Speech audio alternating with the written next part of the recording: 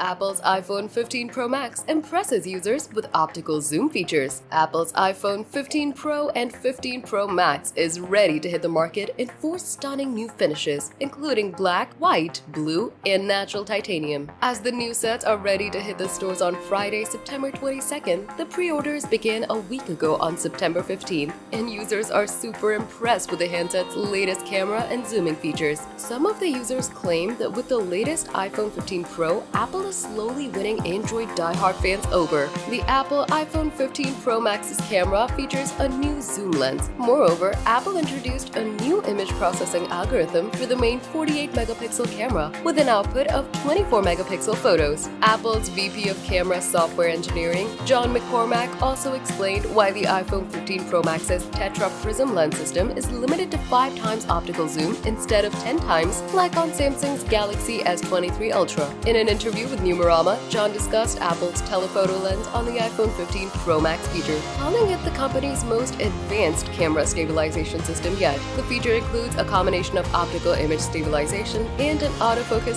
3D sensor shift module. John McCormack said the iPhone's 5-time zoom lens can be stabilized incredibly well compared to a 10-time lens. He noted, if you look at the 10-time zoom, unless you have the steadiest hands in the world or a tripod, it's really difficult to use.